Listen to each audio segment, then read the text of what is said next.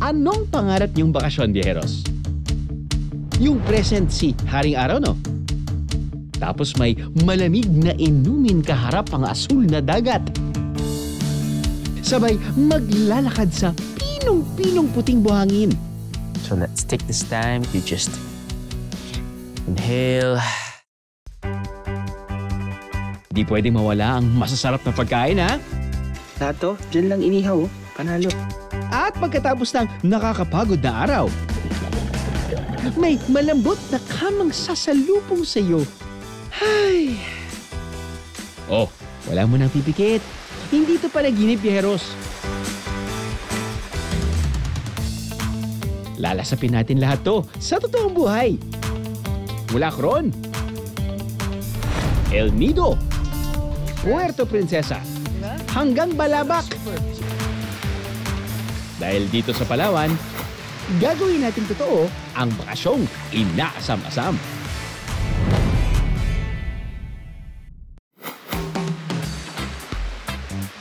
Sa pangmalakasan na tayo kaagad, tinagurian nitong last of the last frontier, ang perfect island of our dreams, ang Balabac Islands. May clear, turquoise, blue water, pinong white sand,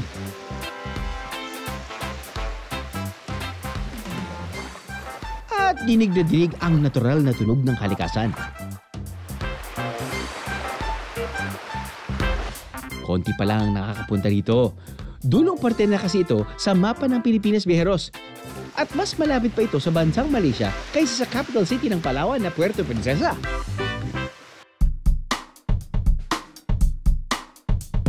Ang sasadyain natin ngayon, talaga namang laban na laban sa pabutian. Ito lang naman ang may longest and softest white sand beach sa parting ito ng Palawan, ang Punta Sebaring.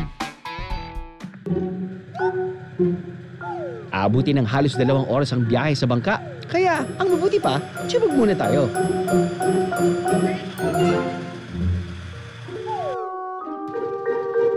Biyahero tip, magpahid din muna ng insect repellent dahil maraming mga niknik sa isla.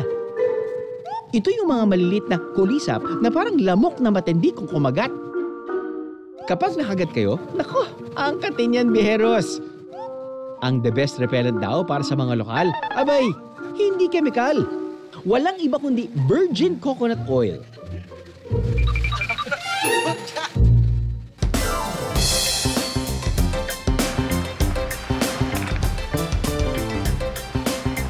Kung ganito kaganda ang ating destinasyon, talaga namang worth it ang biyahe.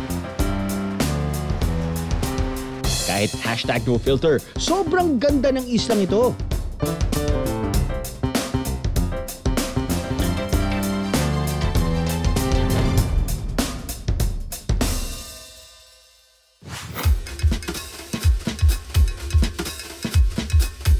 Ang amin namang no-filter tip, magdala ng cash, biyeheros, dahil walang ATM dito sa isla. Good morning. Just want to let you guys know kung gusto yung experience ko dito. Sleeping. Walang electric fan, walang aircon. Very simple type of lodging. Kama, okay. Tapos nun meron lang mosquito net, no, dahil nga depende sa oras pero nagkakaroon ng mga lamok. But anyway, everything was okay. Slept like a baby. Alright, let's maximize this trip. Let's go! Para masulit ang biyahe natin dito, mag-island hopping tayo. Meron lang naman silang more than 30 islands to choose from. At depende sa alon, nasa 1 hanggang 2 oras ang boat ride para makarating sa mga isla.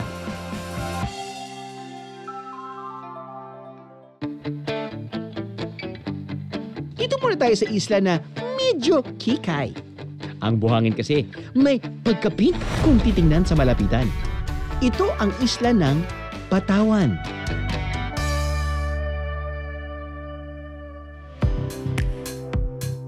Dito naman sa Patonggong Island, pwedeng mag-overnight. Privately owned ang isla kaya may entrance fee at rental na kailangan bayaran. Yung local name talaga nito is Patonggong. Kung sa salitang Tagalog po, nakatuwad po siya. para mas maging meaningful ang pagbisita natin dito sa Balabac Islands, syempre, makikibonding tayo kasama ang mga lokal. Hello po, kumusta po? Ang aming napag-alaman, ang 1 milyon, kaya raw makuha ng mga lokal kada buwan. As in, 1 milyong kilo ng seaweeds! Tagal na ho kayong kumukuha ng seaweed. Tagal na rin po, sir. Ned, gano'ng kadami po yung kinukuha niyo? Di ba, Ned, Tinatarim po, sir. tinatanim niyan. Malapit po. Malapit lang po dito. Dito po sa likod po. Sa likod. Ito ang kabuhayan ng mga lokal sa isla. Ginagamit ang seaweed bilang raw materials ng iba't ibang produkto. Tulad ng mga shampoo, sabon, iba't ibang pagkain tulad ng gelatin, mga gamot at iba pa. Okay, tapos paano po yung proseso? Alam ko, pagkatanim nyo, antay lang kayo ng ilang months lang po. 20 days. 20 days lang. Sibling na po, sir. Okay. Cutting. Tapos so, after i-dry nyo, kailangan. Opo. Yun. Ito lang kasi magandang anak buhay po, sir. Oo. Nakakailang kilo kayo kada araw po ba? Kada buwan? Ay, kada linggo? Kada harvest po yun, sir. O kada harvest? So, depende po kung ano yung magka 100. Sinit tayo yung harvest. Magbabaya sa mga 400, 300 kilos.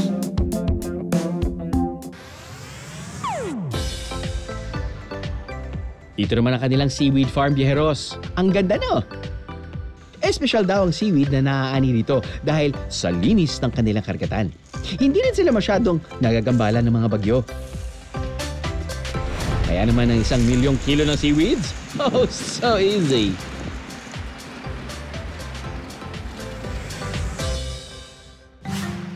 Sa sobrang espesyal ng isla ng Balabac, nabighanan nito ang mga sinaunang tao na mula pa sa isla ng Borneo. At hanggang ngayon, naninirahan pa rin dito ang mga ninuno nila na mga katutubong mulbog. Ang sinaunang pagkain ng mga sinaunang tao sa Palawan, matitikman pa rin dito hanggang ngayon. Ito ang dya at pinyaram. Mga karaniwang pagkain ng mga mulbog na makikita rin sa ibang lugar tulad ng Sulu, Tawi-Tawi, Borneo, Malaysia at iba pa.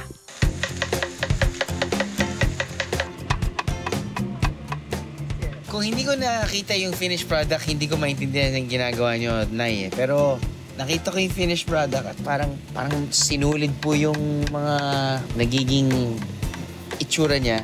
So, kailangan nyo gawin yan. So, ano to? Parang nyog, tas binutasan nyo.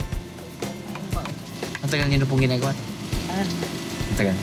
Wala kong natutuwa ko yung sa nanay. Ano po ingredients yan? Wala po, asipan lang po bago bigas po, galapungin. So bigas, asukal, yun lang po. Po, sir. Tubig. Tubig po. Kailangan po, sir, bukukin mo. Kailangan mo pukpukin. Kasi hindi rin po siya basta-basta maglabas, kailangan malablaw. Bago ilalagay po gano'n. Ayun.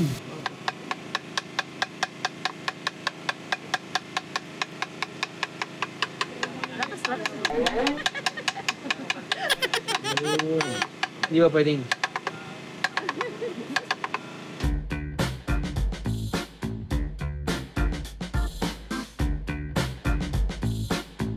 Gano'n na po yun. Pwede ko ba bang tikman yung... Ito po ba? Ito po. Ito? It's Kahit saan.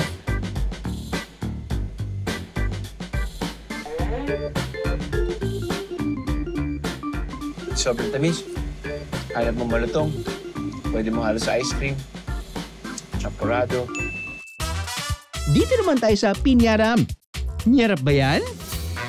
Pinyaram. Opo. Ano po ang ingredients ng pinyaram? Rice flour po siya, Rice flour, asukal, sukal, tubig, or gata. madaming mantika, saka maglalagay kayo ng parang butter. Yun na yun. Tapos yun na yun. Ito na po ang tunis. Mabilis lang po siya manuto, no? Parang ito 100 or 200 years old na itong kawali nyo, no? Malamang ganun na po.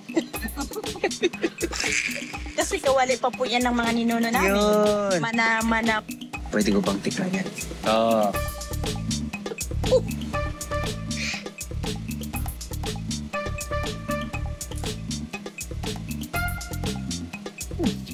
Pancake. Pancake. No.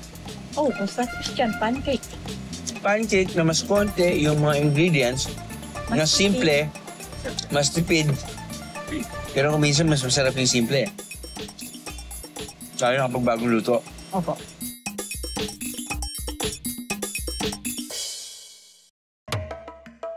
Kung ang mga katutubong mulbog, isa sa mga nauna rito sa Balabac Island, abay tayo rin may didiskubrihin. Pieros, exclusive ito para sa atin ha, dahil ipasisilip sa atin ang isang di umano'y sagradong lawa.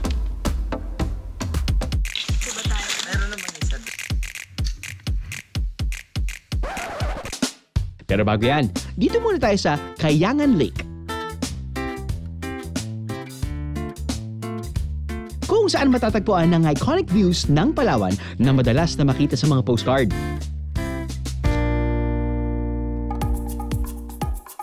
Marami pang lawa sa isla. Ang iba, mga katutubong tagbanwa pa lang ang nakapupunta at hindi pa bukas sa mga turista. Mayroon kami kasing mga sagradong lugar katulad ng Kayangan. Bali, inirerespeto namin noon yung Kayangan, pero nakita namin na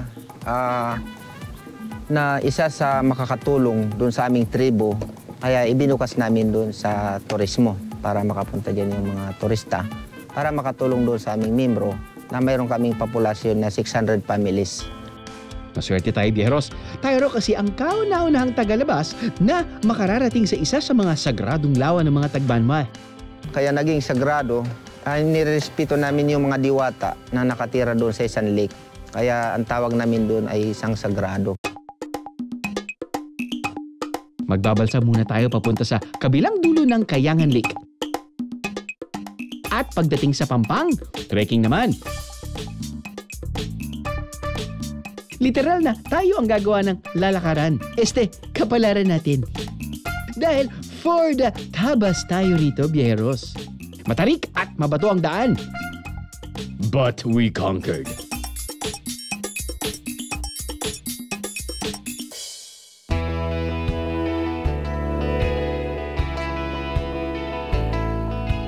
Hindi maalat ang tubig dito. Malamig. Tapos, pag sobrang linaw yung tubig, kailang pag lumoy ka banda ron, para kang may wet belt na pauba ka. Pero siguro tabang yung tubig.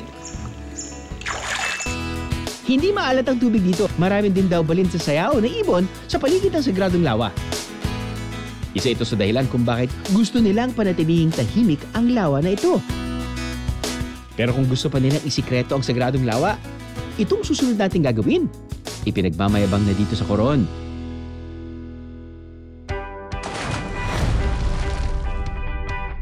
Ang wreck diving o pagbisita sa mga lumubog na barko na kilala na nga raw sa buong mundo.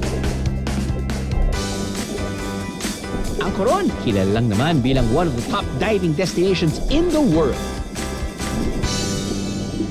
Alright, good morning mga biyahero. Nandito tayo ngayon sa one of the 6 wreck dive sites dito sa area na to. It's called East Tangat. I'm just gonna do free diving because this is my second day and I'm gonna be flying out, so bawal ako mag-scuba dive, but syempre yung mga kasamahan ko mag-scuba dive.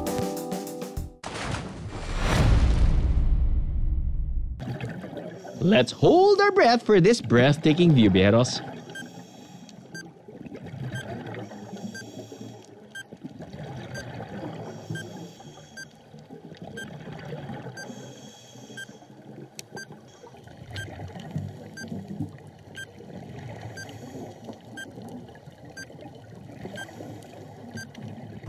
The water is clear with the sun, piercing through the water. It's very, very beautiful. It's totally different experience if you're in scuba gear. As you can see, our other cameraman went inside with the GoPro and then wow, I saw the footage just now and it's really nice.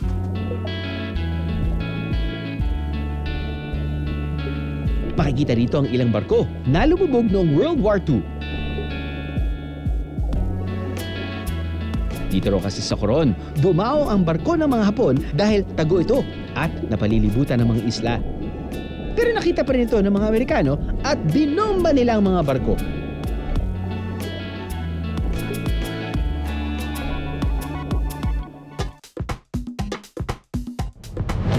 Bitin ba kayo sa water activities? I got you, Bieros. lipat naman tayo sa El Nido.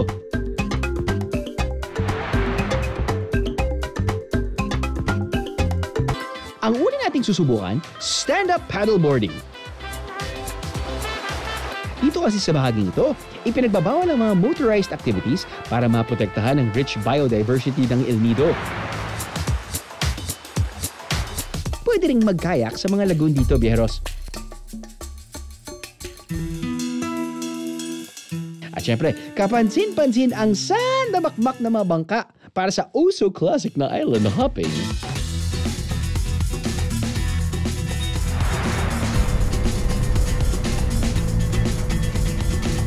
Kapag nagutom naman sa island hopping, ang mga naghihintay na pagkain, siguradong sariwa.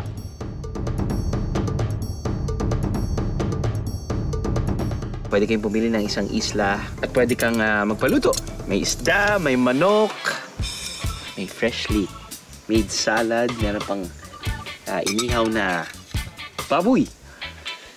Lahat to, dyan lang inihaw, panalo.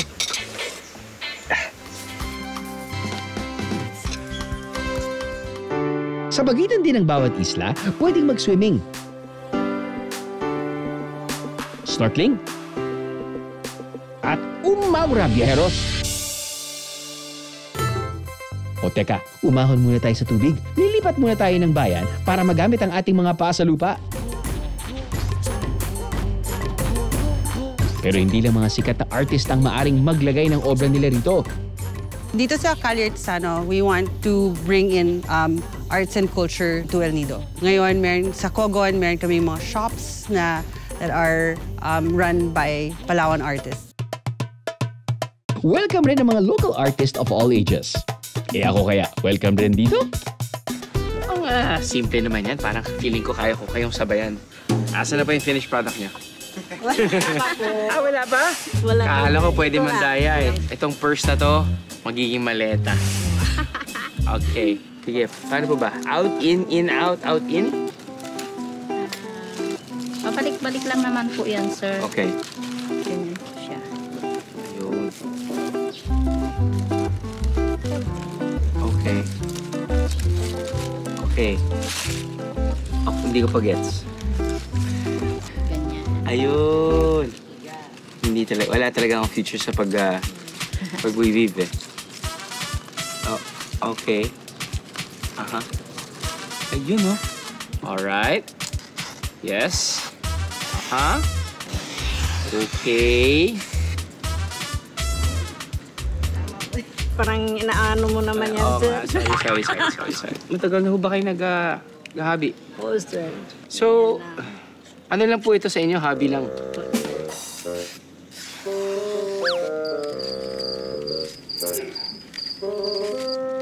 May naging trabaho na din. Opo. Ito din po ito lang. Ito lang talaga. Makabuhayan mo. Pero nagsimula sa hobby. Ang kulit.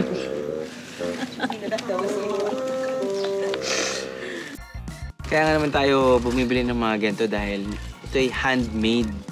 So, di basta-basta natin magagawa to sa bahay natin. Kaya nga, may value talaga ang pagbenta nila ng mga ganito. Bukas ang Calle na ito mula 9 a.m. hanggang 7 p.m. kada araw. Kung gustong gumala, may pwedeng arkilahin na bamboo bike. Dito tayo sa Tulay Suhay, Viajeros, nang ibig sabihin sa Tagalog, samot-saring buhay. Puro kurbada ang tulay na ito dahil itinayo ito sa gitna ng gubat kung saan talagang iniwasan na makatama ng kahit anong pulok o halaman. Mula sa Tulay Suhay, parang masarap kumain ng inihaw.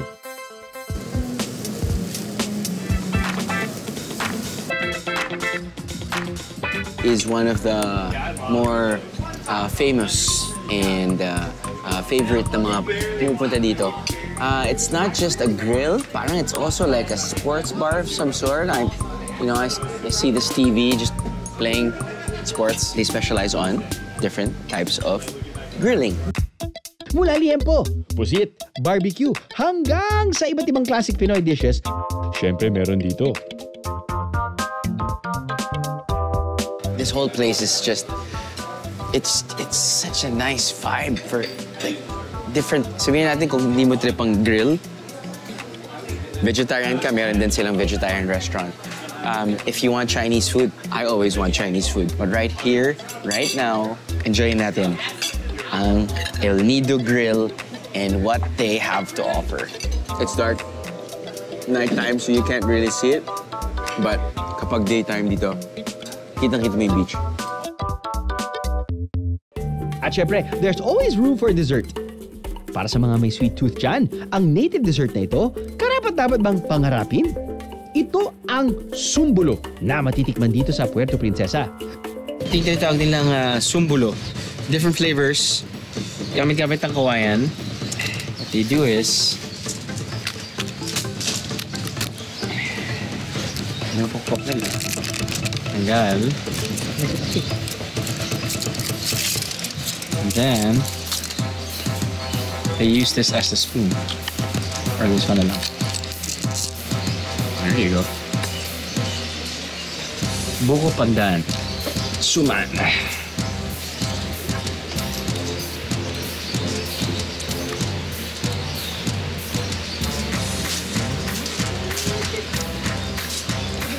Ito yung sumusumbulo ng katamisan. Gets? Sumbulo. Sumbulo. Simbolo.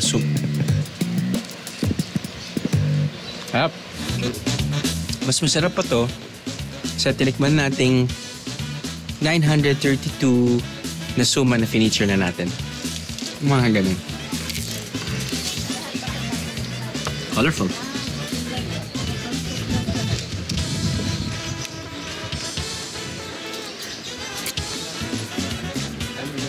Really good texture. Yes. May mga kakain mo din.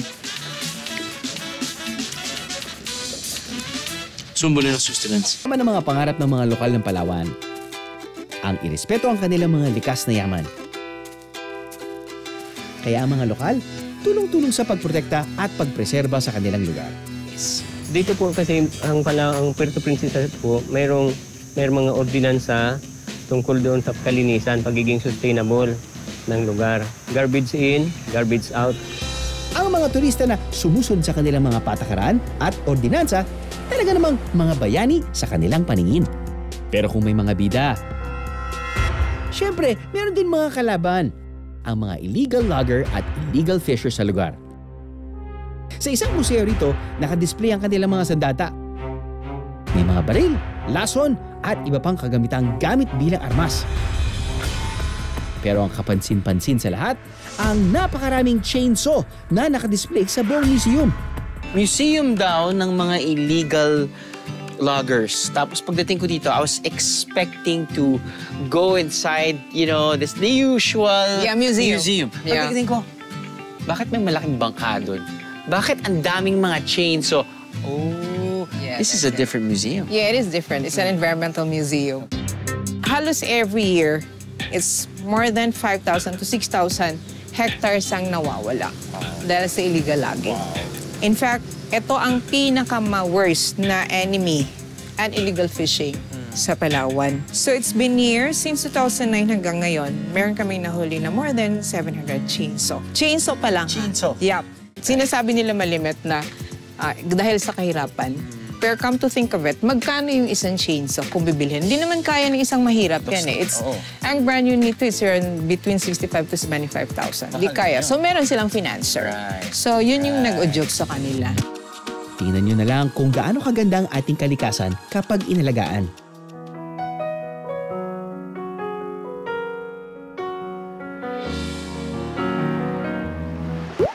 Baka nag-aantay kayo ng lyrics sa TV niyo. Hindi to video. Nandito tayo ngayon sa Calachuchi Beach. May estilo raw sila rito para matupad ang pangarap nila na mapanatili ang kagandahan ng lugar. They limit the number of tourists here para at least na ma-maximize pa rin nila yung kagandahan ng beach. It's just the maximum of around 30 to 40 tourists. Kaya kung dream vacation natin ng Palawan, marapat lang na tumulong din tayo sa mga lokal na ma-achieve ang kanilang pangarap. Dito sa Balabac, may isang lugar na hindi raw tao ang naghahari, kundi mga buhaya. Ayun, lumabas na naman yung ulo niya. Ayun, oh. Yan, sir. Ayun, malapit. Ayan, sir. Yan, sa may tubig na yan. May tulos na yan, ito lang pala. Ayun, sir. Yun, ayun, malabas naman. Ito na yun sa tabi ng mangrove. Yun, yung truck yun. Ang totoo niyan, natuto na raw manirahan ng mga lokal na kasama ang mga buhaya. Pagka lang papasok doon sa teritorial niya. Oo. Pag pumasok ka sa teritorial niya, may kalalagay ka. Kung hindi naman daw gagambalain ang teritoryo ng mga buhaya, safe tayo, biheros. Ang totoo nga niyan, pwede pang mag-river cruise dito sa Karandungan River. Nakikilala na rin itong aming tinatawag na Balabac River Cruise. Ito po yung mangrove area po, ang mangrove place. Dito po kinukuha yung 85% ng pagkain natin. Crocodile po, base po sa analysis namin na nakasama ko po yung mga crocodile hunter, crocodile expert. Kapag pumunta ka po sa territorial niya, yun po active sila. Lalo na po ang isang lugar kapag breeding and nesting area nila, doon po, huwag po tayong lalapit doon. Kasi pinoprotektahan po nila yung mangrove. Kaya po siguro nilagay ni Lord dyan yung buhaya para katakutan ng isang tao para maprotektahan yung mangrove. Isa po yun siguro na ibinigay para maging complete yung ecosystem natin. Sa gandang natural ng Palawan, kahit sino, papangarapin itong puntahan. Ang pagbisita ng mga biyahero dito, ang katuparan ng pangarap ng mga lokal. Hindi na para sa kabuhayan, kundi pati na rin sa pakikiisa sa mga adhikaing maprotektahan ng isla. Upang mapanatili ang ganda ng Palawan, para sa mga nangangarap na magbisita ito balang araw.